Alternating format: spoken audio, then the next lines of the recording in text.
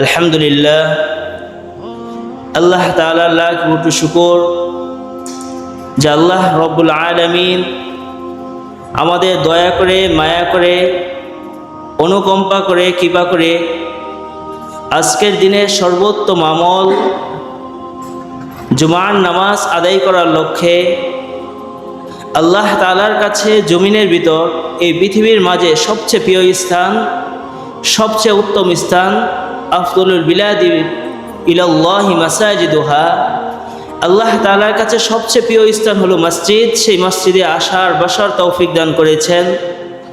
এই জন্য দিল থেকে আমরা আল্লাহ তাআলা শুকরিয়া জ্ঞাপন স্বরূপ বলি আলহামদুলিল্লাহ। আল্লাহ তাআলা লাখ কোটি শুকর যে আল্লাহ তাআলা হাজারো কোটি মানুষ থেকে যাচাই করে আমাদেরকে এখানে আসার বসার তৌফিক দান করেছেন।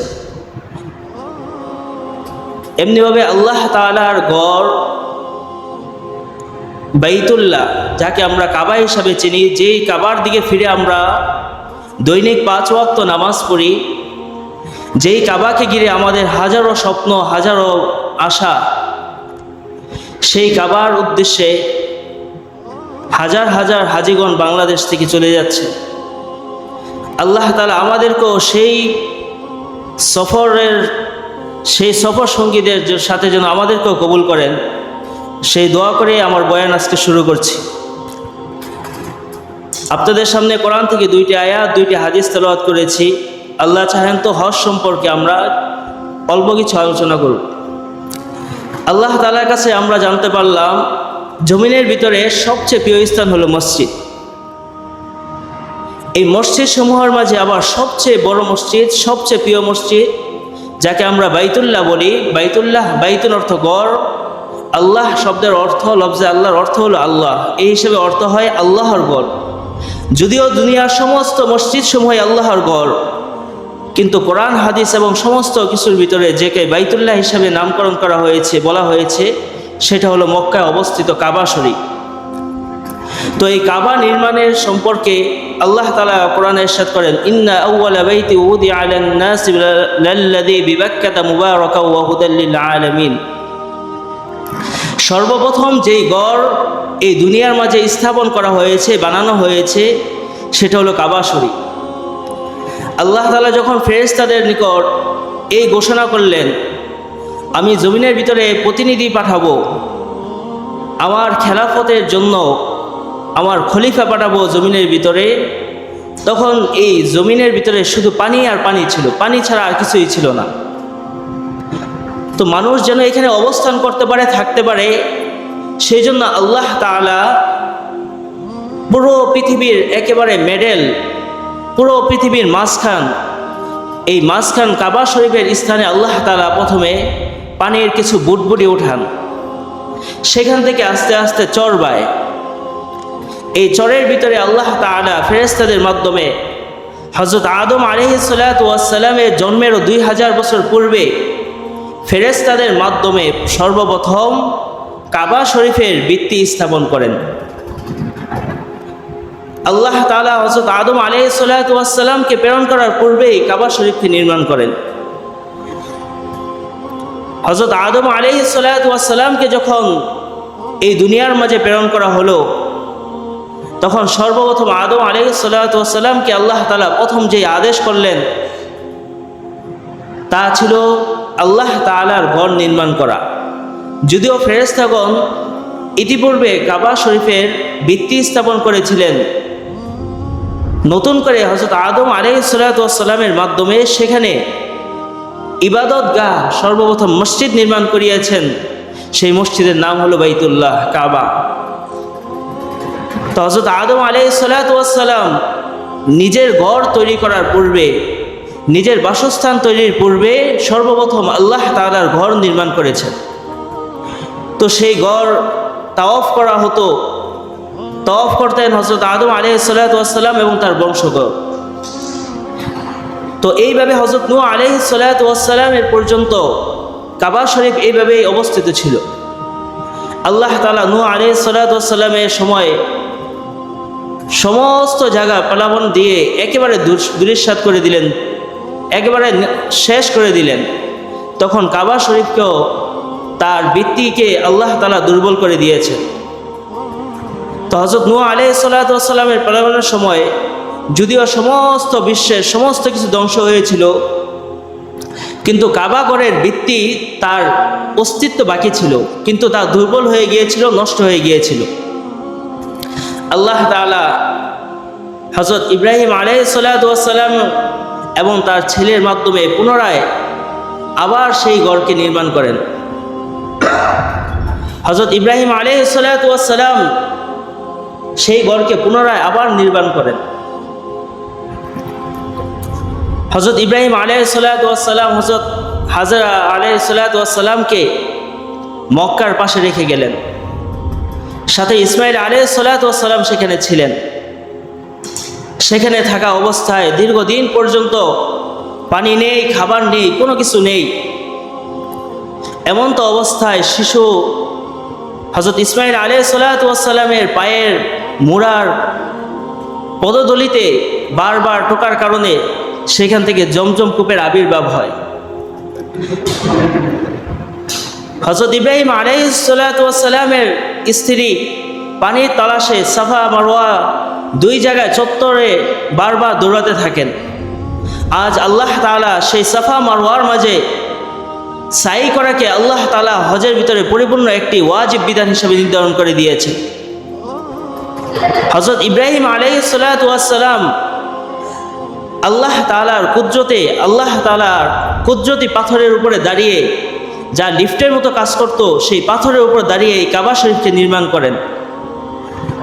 হযরত ইব্রাহিম আলাইহিস সালাতু ওয়াস সালামের প্রথম থেকেই হযরত ইব্রাহিম আলাইহিস সালাতু ওয়াস সালাম থেকেই আমাদের হজ এর পরিপূর্ণ কার্যক্রম শুরু হয়। যদিও এর আগে ইব্রাহিম আলাইহিস সালাতু ওয়াস সালামের পূর্বে কাবা শরীফকে তাওয়াফ করা হতো, কিন্তু এখন বর্তমানে যেই আমরা হজ করি, হজের যে বিধিবিধান রয়েছে সেই বিধিবিধানগুলোর সূচনা হয়, তাওহীদের একত্ববাদের সূচনা হয় সেই কাবা শরীফের মাধ্যমে, সেই হজের মাধ্যমে হযরত ইব্রাহিম আলাইহিস সালাতু ওয়াস সালামের জমানা থেকে। তো হযরত ইব্রাহিম আলাইহিস সালাতু ওয়াস সালামের সমস্ত কাজগুলো আল্লাহ তাআলা এত পছন্দ করেছেন, এত ভালোবেসেছেন, এত মহাব্বত করেছেন যে হজের বিধানের ভিতরে সেগুলোকে আল্লাহ তাআলা অন্তর্ভুক্ত করে দিয়েছেন। এর ভিতরে একটি হলো হযরত ইব্রাহিম আলাইহিস সালাতু ওয়াস সালাম যখন তার সন্তানকে নিয়ে আল্লাহ তাআলার পক্ষ থেকে পরীক্ষা দেওয়ার উদ্দেশ্যে তার ছেলেকে জবাহ করার জন্য নিয়ে যাচ্ছিলেন, পথিমধ্যে রাস্তার মাঝে 3 বার শয়তান এসে ধোঁকা দেয়। তো হযরত ইব্রাহিম আলাইহিস সালাতু ওয়াস সালাম এবং তার সন্তান সেখানে পাথর নিক্ষেপ করে শয়তানকে উদ্দেশ্য করে। আল্লাহ তাআলার কাছে এই কাজটি এত পছন্দনীয়, এত ভালো লাগে যে আজ পর্যন্ত সমস্ত হাজিগণদের জন্য আল্লাহ তাআলা সেই 3 স্থানে এখন পর্যন্ত পাথর নিক্ষেপ করাকে আবশ্যক করে দিয়েছেন। হযরত ইব্রাহিম আলাইহিস সালাতু ওয়াস সালামের স্ত্রী সাফা মারওয়ায় সাই করেছেন, দৌড়াদৌড়ি করেছেন পানির জন্য। আল্লাহ তাআলার কাছে এই কাজটিও এত পছন্দনীয় হয়েছে, এত ভালো লেগেছে, আল্লাহ তাআলা আজ পর্যন্ত সাফা মারওয়ার মাঝে সাই করাকে, দৌড়ানোকে আল্লাহ তাআলা আবশ্যক করে দিয়েছেন। এভাবে আল্লাহ তাআলা সমস্ত কাজগুলো ইব্রাহিম আলাইহিস সালাতু ওয়াস সালামের জমানা থেকে শুরু করে দিয়েছেন, তা আজ পর্যন্ত আমাদের ভিতরে অবস্থান রয়েছে, আমাদের নিকট অবস্থিত আছে। তো সেই কাবা শরীফ নির্মাণের পরবর্তীতে আবার প্লাবনের মাধ্যমে ধ্বংস হয়ে যায়।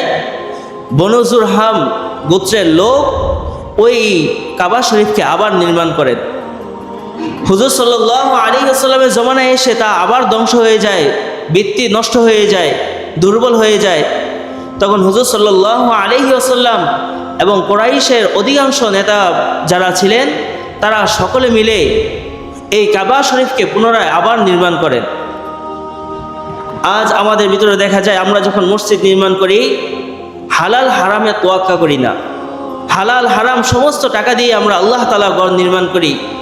কিন্তু যদিও জাহিলি যুগের ভিতরে তারা ছিলেন, হুজুর সাল্লাল্লাহু আলাইহি ওয়াসাল্লামের জমানায় যখন কাবা শরীফকে নির্মাণ করা হয় তখন তারা সবাই একটি শর্ত দিয়ে রাখে, এই কাবা শরীফকে আমরা নির্মাণ করব, তবে কারো অর্থ নেওয়ার পূর্বে অবশ্যই আমরা যাচাই বাছাই করে নিব যে কাবা ঘরের ভিতরে যেই টাকাটা দেওয়া হবে সেটা যেন অবশ্যই পরিপূর্ণ অ্যাকুরেট হালাল টাকা হয়।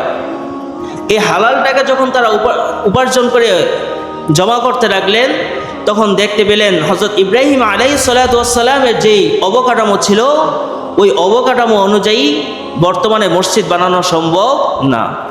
যার দরুন হযরত ইব্রাহিম আলাইহিস সালাতু ওয়াস সালামের অবকাঠামোর পরিবর্তে তারা নিজের থেকে নতুন করে অবকাঠামো তৈরি করে আবার নতুন করে মসজিদ নির্মাণ করেন।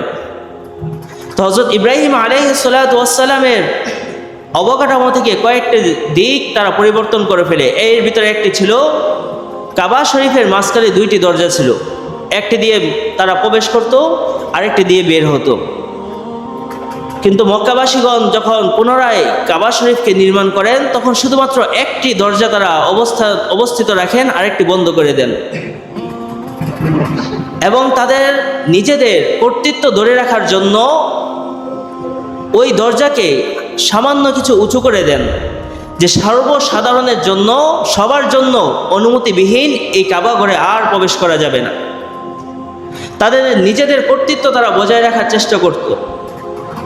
এই জন্য হুজুর সাল্লাল্লাহু আলাইহি ওয়াসাল্লাম যখন ইসলাম পরিপূর্ণভাবে প্রতিষ্ঠিত হলো, তখন হুজুর সাল্লাল্লাহু আলাইহি ওয়াসাল্লাম তার সবচেয়ে প্রিয়, সবচেয়ে আদরের স্ত্রী আম্মা জান আয়েশা রাদিয়াল্লাহু তাআলা আনহার কাছে ব্যক্ত করেন, আয়েশা, কুরাইশের অধিবাসীগণ, আমার বংশর অধিবাসীগণ লোকেরা যেইভাবে কাবা নির্ধারণ করেছে, কাবা বানিয়েছে, ওই কাবার উপরে আমার মনতুষ্টি নয়, আমি এই কাবায় সন্তুষ্ট নেই।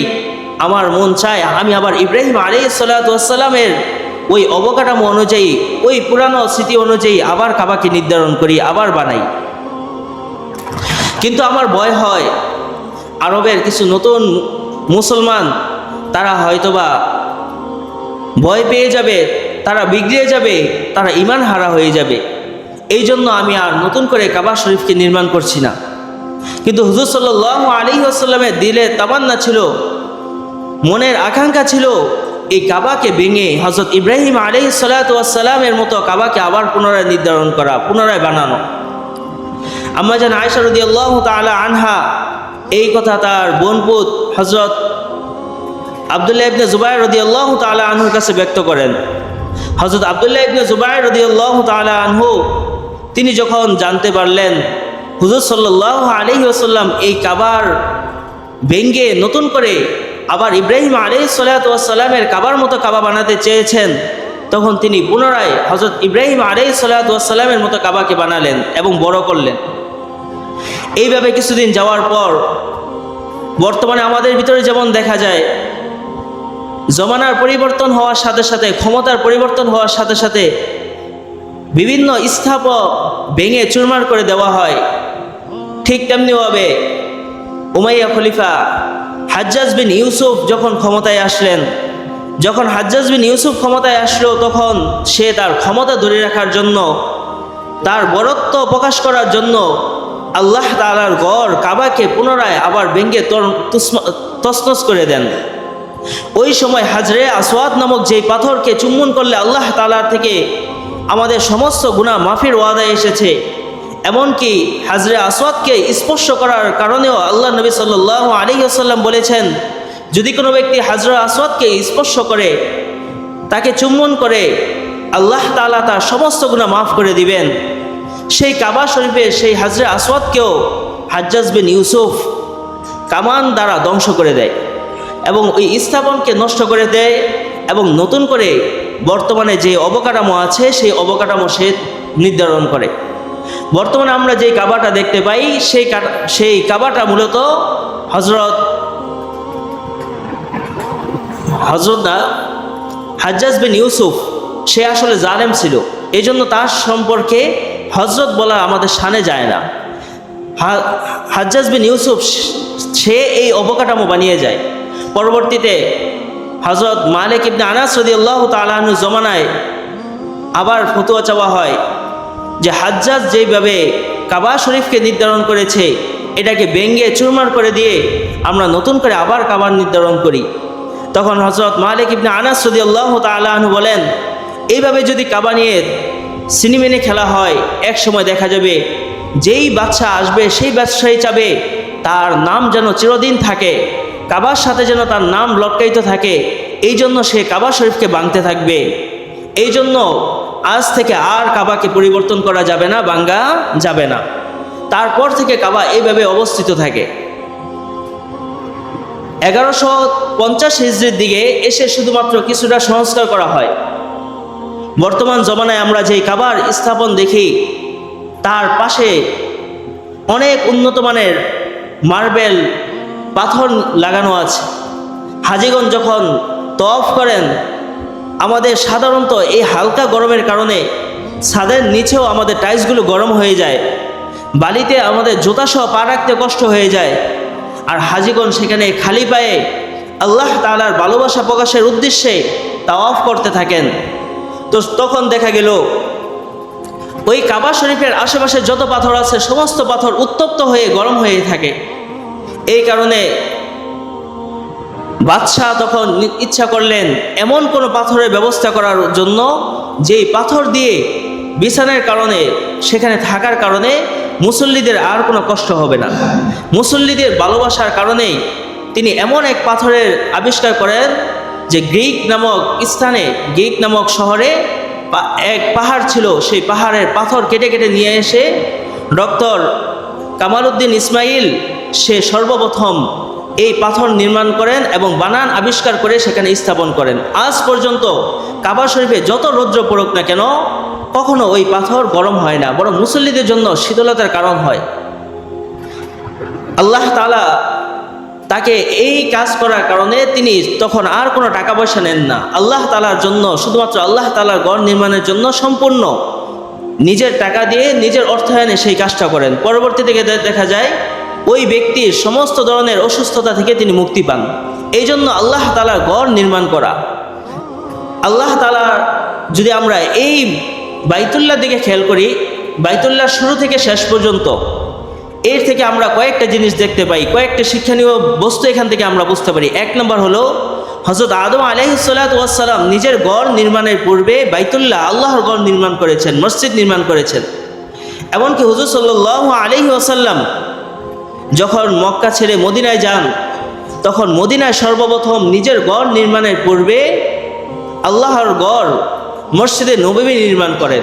এর থেকে আমরা বুঝতে পারি আমাদের ক্ষণস্থায়ী এই দুনিয়ায়, ক্ষণস্থায়ী এই দুনিয়ার মাঝে, পৃথিবীর মাঝে অবস্থান করার জন্য আমাদের ঘর বাড়ি নির্মাণ করার পূর্বেও আমাদের উচিত আল্লাহ তাআলার ঘর নির্মাণ করা। 2 নম্বর হলো আল্লাহ নবী সাল্লাল্লাহু আলাইহি ওয়াসাল্লাম এর জমানায়ও যখন মসজিদ নির্মাণ করেছে, তখন মসজিদের ভিতরে সম্পূর্ণ অর্থায়ন ছিল হালাল উপার্জন। আমাদেরও চেষ্টা করা আমাদের হালাল উপার্জন দিয়ে আল্লাহর ঘর নির্মাণ করা। কোনো হারাম উপার্জন যেন আল্লাহর ঘরে যেন সম্পৃক্ত না হয়। আল্লাহ তাআলার একটি বিধান হলো যাকাতের টাকা মসজিদে দেওয়া যায় না। অন্য জায়গায় দিতে পারেন, কিন্তু মসজিদে আপনার যাকাতের টাকা দিতে পারবেন না। কারণ হলো যাকাত হলো মালের টাকার ময়লা, আর ময়লা টাকা দিয়ে আল্লাহর ঘর পবিত্র স্থান নির্ধারণ করবেন, সেখানে এসে মুসল্লিরা নামাজ পড়বে, এটা কখনো হতে পারে না। এই জন্য আমাদেরও এখান থেকে দ্বিতীয় শিক্ষণীয় বিষয় হলো, আমরা যখন মসজিদ নির্মাণ করব অবশ্যই আমাদের হালাল টাকা দিয়ে অবশ্যই নির্মাণ করার চেষ্টা করব। যদি আমাদের হালাল হারাম মিশ্রণ থাকে, অবশ্যই তো হারাম থেকে আমরা বাঁচার চেষ্টা করব। তারপরেও যদি আমরা কখনো হারামে লিপ্ত হয়ে যাই, হারাম টাকা, হারাম উপার্জন যদি আমাদের কাছে থাকে, অবশ্যই হারামকে বর্জন করে হালাল উপার্জন মসজিদে দান করব। আরেকটি বিষয় হলো হুজুর সাল্লাল্লাহু আলাইহি ওয়াসাল্লাম কাবা শরীফের স্থাপন যদিও ভেঙে নতুন করে করার মনোবাসনা ছিল এবং সেটাই উত্তম ছিল, কিন্তু মানুষ বুঝবে না, মানুষ বুঝতে পারবে না। হুজুর সাল্লাল্লাহু আলাইহি ওয়াসাল্লামকে না বোঝার কারণে, বুঝতে না পারার কারণে হুজুর সাল্লাল্লাহু আলাইহি ওয়াসাল্লাম সেই ভালো কাজটাকেও তরক করেছেন। এই জন্য আমরা যখন মানুষকে দাওয়াত দিব, কোনো কথা বলবো, দ্বীনি বিষয়ে কোনো আলোচনা করব, তখন এমনভাবে উপস্থাপনা করব, এমন বিষয়গুলি শুধুমাত্র বর্ণনা করব যেন মানুষ সুন্দরভাবে বুঝতে পারেন। মানুষ বুঝতে পারেন না, মানুষকে বোঝানো সম্ভব না, এমন কাজ যদিও উত্তম হয়, তা থেকে আমরা পরহেজ করব, বেঁচে থাকব। এই হলো কাবা শরীফের নির্মাণের শুরু থেকে শেষ পর্যন্ত ইতিহাস। তো কাবা শরীফ নির্মাণের পর থেকে আজ পর্যন্ত হজের বিধান চলে আসছে। আল্লাহ তাআলা কোরআনে ইরশাদ করেন, ওয়ালিল্লাহি আলান নাসি হিজ্জুল বাইতি মান ইসতাতাআ ইলাইহি সাবিলা। যে সমস্ত ব্যক্তিদের, যে সমস্ত মানুষের আল্লাহ তাআলার ঘর জিয়ারত করার মতো তৌফিক রয়েছে, আল্লাহ তাআলা ক্ষমতা দিয়েছেন, সামর্থ্য দিয়েছেন, তাদের জন্য আবশ্যক হলো আল্লাহ তাআলার জন্য আল্লাহ তাআলার ঘর জিয়ারত করে হজ পালন করা।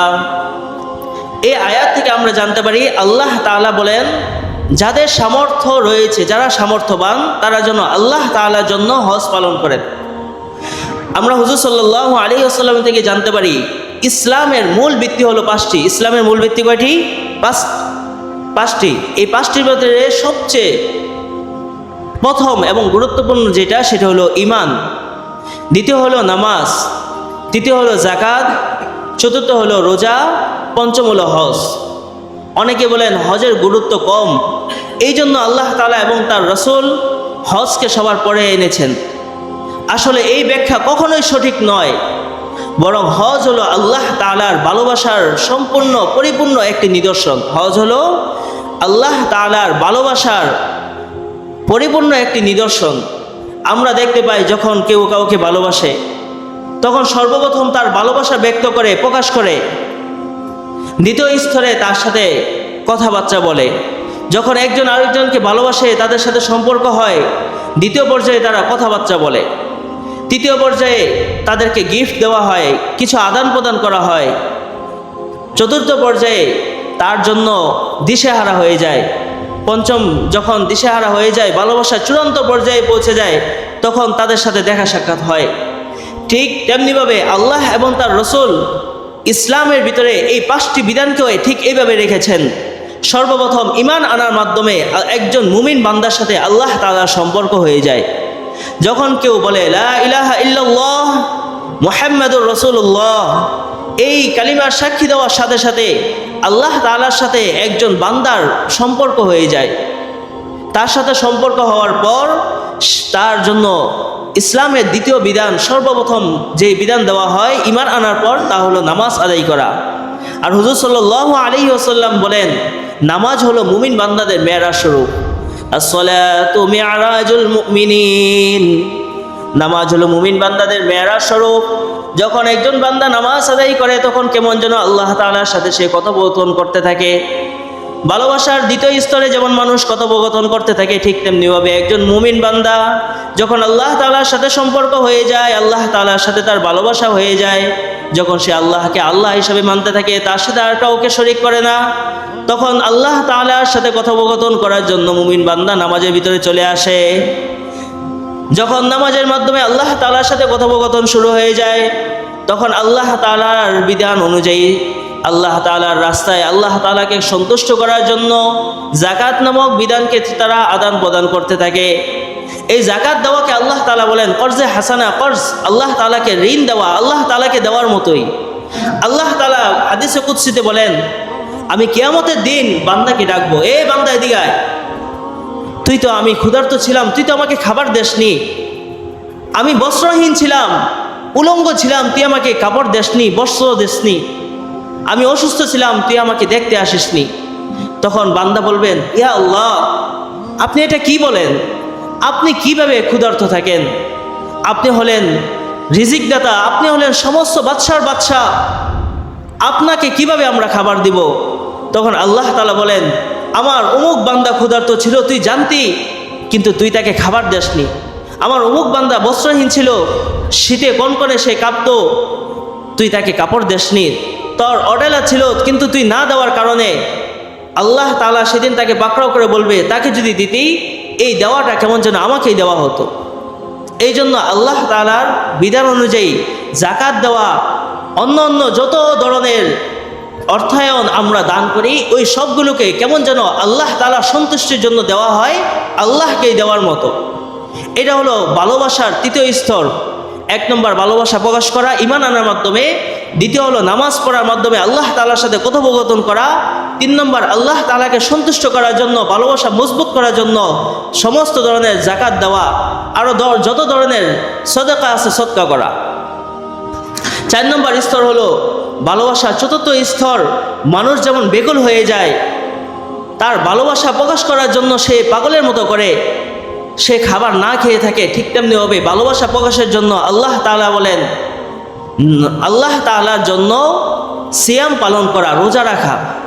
কুতিবা আলাইকুমুস সিয়ামু কামা কুতিবা আলাল্লাযীনা মিন ক্বাবলিকুম লাআল্লাকুম তাত্তাকুন। ও মুমিন বান্দা, আমি তোমাদের জন্য ফরজ করে দিয়েছি সিয়ামকে, রোজাকে, যেমনি পূর্ববর্তী অন্যান্য ব্যক্তিদের জন্য রোজাকে আমি ফরজ করেছিলাম। এই ফরজ করার কারণ হলো একটাই, যেন তোমরা মুত্তাকি হতে পারো। আমি আল্লাহর সাথে যেন তোমাদের ভালোবাসা, তোমাদের সম্পর্কে যেন অটুট হতে পারে, অনেক মজবুত হয়। এই আল্লাহ তাআলার সাথে সম্পর্ক মজবুত করার জন্য চতুর্থ প্রকার বা ভালোবাসার স্থাপনের, ভালোবাসা প্রকাশের চতুর্থ পর্যায়ে যে স্তর আছে তা হলো রোজা রাখা। যখন একজন মুমিন বান্দা রোজা রাখার মাধ্যমে পরিপূর্ণ আত্মশুদ্ধি পালন করে, আমরা সমস্ত আলোচনা থেকে জানতে পেরেছি রোজা রাখা হয় শুধুমাত্র এই কারণে যেন নিজের আত্মাকে আমরা পরিশুদ্ধ করতে পারি। যেখানে আল্লাহ তাআলা ছাড়া আর কেউ দেখেন না, সেখানে আল্লাহ তাআলার ভয়েই শুধুমাত্র আমরা রোজা রাখি। সেই রোজার পরেই আল্লাহ তাআলা একজন মুমিন বান্দাকে যখন ভালোবাসা সমস্ত পরীক্ষা, সমস্ত স্তর একজন মুমিন বান্দা অতিক্রম করে, তখন আল্লাহ তাআলা ওই বান্দাকে ভালোবেসে তার বাড়িতে আল্লাহ তাআলার ঘরে দাওয়াত দেন। এটা হলো ভালোবাসার চূড়ান্ত পর্যায়ের স্তর। আল্লাহ তাআলা যখন মুমিন বান্দাকে দেখতে পারেন সে ভালোবাসা প্রকাশও করেছে, নামাজ পড়ার মাধ্যমে সে আল্লাহ তাআলার সাথে কথোপকথন করেছে, 3 নম্বর আল্লাহ তাআলার সাথে সে লেনদেনও করেছে, আল্লাহ তাআলাকে অনেক কিছু দিয়েছে এবং আল্লাহ তাআলার জন্য রোজা রেখেছে, তখন আল্লাহ তাআলা মুমিন বান্দাদের থেকে বাছাই করে, যাচাই করে, ভালোবেসে, অনুকম্পা করে আল্লাহ তাআলার ঘরের মেহমান হিসেবে আল্লাহ তাআলা কবুল করেন। এই জন্য আল্লাহ তাআলা সর্বশেষ এই হজের বিধানকে দিয়েছেন। আর আল্লাহ তাআলা এই 5টি বিধানের ভিতরে অন্যান্য সমস্ত জায়গায় আল্লাহ তাআলা আদেশ করেছেন। আল্লাহ তাআলা নিজেকে মাবুদ হিসাবে, নিজেকে রব হিসাবে, আমাদেরকে তার গোলাম হিসাবে বলেছেন, আকিমিস সালাহ, নামাজ আদায় করো, এই তোমরা নামাজ আদায় করো, ওয়া আতুজ যাকাত, এই যাকাত আদায় করো, কুতিবা আলাইকুমুস সিয়াম, তোমাদের উপরে হজ ফরজ করেছি, তোমাদের উপরে বললাম তোমাদের উপরে রোজাকে ফরজ করেছি, হজ নয়। এই সমস্ত কিছু সব কিছু আল্লাহ তাআলা আদেশ সূচক বলেছেন। কিন্তু যখন হজের কথা আল্লাহ তাআলা ব্যক্ত করেছেন, তখন আল্লাহ তাআলা হজের কথা বলতে গিয়ে বলেন, ওয়ালিল্লাহি আলান নাসি হিজ্জুল বাইতি মান ইসতাতাআ ইলাইহি সাবিলা। আল্লাহ তাআলা মুমিন বান্দাদেরকে বলেন যে তোমাদের জন্য যারা সামর্থ্যবান, শুধুমাত্র তাদের জন্য আল্লাহ তাআলার জন্য একটি ফরজ বিধান, হজ আদায় করা, এটা তোমাদের উপরে আবশ্যক করা হয়েছে। তোমাদেরকে হজ পালন করতে হবে। আল্লাহ তাআলা এরকম আদেশ করেননি, বরং আল্লাহ তাআলা ভালোবাসার সুরে বলেছেন যে তোমাদের জন্য যাদের সামর্থ্য হয় তারা যেন আল্লাহ, আমি বান্দার উপরে যা দান করেছি তার হক যেন তারা আদায় করে, সেই জন্য আমার ঘর বাইতুল্লাহতে এসে উপস্থিত হয়ে যেন লাব্বাইক বলে যেন হাজিরা দিয়ে যায়। এটা আল্লাহ তাআলা আদেশ করেন নাই, বরং আল্লাহ তাআলা ভালোবাসার সুরে বলেছেন। এই জন্য হজ হলো আল্লাহ তাআলার পক্ষ থেকে ভালোবাসার চূড়ান্ত পর্যায়ের পরিপূর্ণতার একটি বড় নিদর্শন। আমরা যখন দেখতে পাই শহরে কোনো ব্যক্তি যখন বাড়ি নির্মাণ করে, গ্রামে যাওয়ার পর তার বাল্যবন্ধুকে বলে, দোস্ত আমি তো বাড়িতে ঢাকা শহরে একটা ছোটোখাটো ঘর বানাইছি, তোমার দাওয়াত চলো, গিয়ে দেখে আসো। এই গরিবের ঘরখানা তুমি দেখে আসো, 2 মুঠ ডাল ভাত খেয়ে আসো। এইভাবেই তাকে প্রকাশ করা হয়, বলা হয়। আল্লাহ তাআলাও মুমিন বান্দাদেরকে ভালোবাসার এই চূড়ান্ত পর্যায়ে, ভালোবাসার এই পরিপূর্ণতা প্রকাশের জন্য বলেন, আউয়ালা বাইতুল আতিক ওয়ালিল্লাহি আলান নাসি হিজ্জুল বাইত। আল্লাহ তাআলার ঘর বাইতুল্লাহর যেন তওয়াফ করা হয়। ওয়ালিয়াত্তাওয়াফু বাইতুল আতিক, মুমিন বান্দারা গিয়ে যেন আমার ঘর, আমার পুরাতন ঘরটা একটু তওয়াফ করে আসে। কোরআনের ভাষা, আল্লাহ তাআলার ভাষা কত সুন্দর দেখেন। প্রথমে আল্লাহ তাআলা বলল ভালোবাসার দাবি অনুযায়ী, আমার ভালোবাসার দাবি হলো তোমরা আসো, এসে আমার ঘর জিয়ারত করো। দ্বিতীয় পর্যায়ে বললেন, আমি আল্লাহর পুরাতন যে ঘরটা আছে এই ঘরটা এসে তোমরা একটু তওয়াফ করো। আল্লাহ তাআলা এই হজের মাধ্যমে পরিপূর্ণ ভালোবাসা আল্লাহ তাআলা প্রকাশ করেছেন। এই জন্য আমাদের সম্পূর্ণ ব্যক্তিদের সবার উচিত হলো আমাদের জন্য উচিত যাদের সামর্থ্যবান আমরা, আল্লাহ তাআলা যাদেরকে সামর্থ্য দিয়েছেন, আল্লাহ তাআলা অর্থ সম্পদ দিয়েছেন, আল্লাহ তাআলার রাহে তা খরচ করার জন্য হজের জন্য তৈয়ার হওয়া। আল্লাহ তাআলা বলেছেন যদি কোনো ব্যক্তি হজ আদায় করে, মান হাজ্জা লিল্লাহ, হুজুর সাল্লাল্লাহু আলাইহি ওয়াসাল্লাম বলেছেন, কোরআনের ভিতরে আল্লাহ বলেছেন, আমি নবী হুজুর সাল্লাল্লাহু আলাইহি ওয়াসাল্লাম বলেন, মান হাজ্জা লিল্লাহ, যে একমাত্র আল্লাহ তাআলার জন্য হজ করে, ফালাম ইয়ারফুস ওয়ালাম ইয়াফসুক, সেখানে যায় কারোর সাথে ঝগড়া ফাসাদ করে না, কোনো খারাপ কথা বলে না, কারোর সাথে মারামারি করে না, রাজাআ কা ইয়াউমিন ওয়ালাদাতহু উম্মুহু, সে বাইতুল্লাহ থেকে হজ করে এমনভাবে ফিরে কোনো মায়ের গর্ভ থেকে সন্তান যেভাবে প্রসবকৃত হয়। অর্থাৎ আল্লাহ তাআলা তাকে সম্পূর্ণ মাসুম হিসাবে, গুনাহ মুক্ত হিসাবে আল্লাহ তাআলা বানিয়ে দেন। এই জন্য আমাদের জন্য আবশ্যক, যাদের টাকা পয়সা আল্লাহ তাআলা দিয়েছেন তারা প্রত্যেকেই আজ থেকে নিয়ত করি ইনশাআল্লাহ আগামীকাল আমি যাই রেজিস্ট্রেশন করব, আগামী বছর ইনশাআল্লাহ আমি হজ করব। কারণ হজের ভয়াবহতা সম্পর্কে হুজুর সাল্লাল্লাহু আলাইহি ওয়াসাল্লাম কঠিন থেকে কঠিন হুঁশিয়ারি বাক্য আমাদের কাছে বলেছেন। ইনশাআল্লাহ সামনে আপনারা এই আলোচনা শুনবেন। হুজুর সাল্লাল্লাহু আলাইহি ওয়াসাল্লাম বলেন, হজের সামর্থ্য থাকা সত্ত্বেও যদি কোনো ব্যক্তি হজ না করে, সে চাই ইহুদি হয়ে মরে যাক, সে খ্রিস্টান হয়ে মরে যাক, আমি নবীর কোনো পরোয়া নাই, আল্লাহ তাআলার কোনো পরোয়া নাই, সে মাহরুম, সে হতগ্রস্ত, সে খারাপ, সে লাঞ্ছিত। আল্লাহ নবী সাল্লাল্লাহু আলাইহি ওয়াসাল্লামের কত কঠোর কথা বলেছেন যে সে ইহুদি হোক, সে কাফের হোক, মুশরিক হয়ে মারা যাক বা মুনাফিক হয়ে মরে যাক, হুজুর সাল্লাল্লাহু আলাইহি ওয়াসাল্লাম যায় আসে না। এই জন্য আমাদের যাদের আল্লাহ তাআলা সামর্থ্য দিয়েছেন, আমরা সবাই আজ থেকে নিয়ত করে ইনশাআল্লাহ আগামী বছর ইনশাআল্লাহ আল্লাহ তাআলা চাহেন তো আমরা সবাই হজ করব। আর যাদের আল্লাহ তাআলা তৌফিক দেয়নি, আল্লাহ তাআলার কাছে তৌফিক চাওয়া। আমরা সাধারণত দেখতে পাই, যদি কোনো অপরিচিত ব্যক্তিকেও যদি বলি ভাই তোমার বাড়িতে আমার দাওয়াত, লোক শরমের কারণেও, চক্ষু লজ্জার কারণেও সে আমাকে অবশ্যই তার বাড়িতে নিয়ে যাবে। কি বলেন আপনারা, নিবে না? যদি অপরিচিত কেউকে বলেন আমি 2 দিন ধরে খাবার খাই না, 3বার 4বার তাকে বলেন তোমার বাড়িতে দাওয়াত রাখতে চাই, একবেলা খাবার খেতে চাই, সে অবশ্যই আপনাকে নিয়ে যাবে। সেই জায়গায় যদি আল্লাহ তাআলার মেহমান হতে চাই, আল্লাহ তাআলার ঘরে যদি আমরা যেতে চাই, আল্লাহ তাআলা অবশ্যই আমাদেরকে কবুল করে নেবেন। এই জন্য মন থেকে, দিল থেকে আমাদের দোয়া করা চাই, আল্লাহ তাআলার ঘর যেন আমরা জিয়ারত করে, আল্লাহ তাআলার ঘর যেন তওয়াফ করে, তারপরে যেন আল্লাহ তাআলা আমাদেরকে শাহাদাতের মৃত্যুবরণ দান করেন। আল্লাহ তাআলা আমাদেরকে যা কিছু শুনলাম তা বুঝে আমল করা তৌফিক দান করুক। ওমা তৌফিক ইল্লা বিল্লাহ। যারা ক্বাবলাল জুমআহ 4 রাকাত নামাজ পড়েনি তারা সুন্নতগুলো আদায় করে নিই।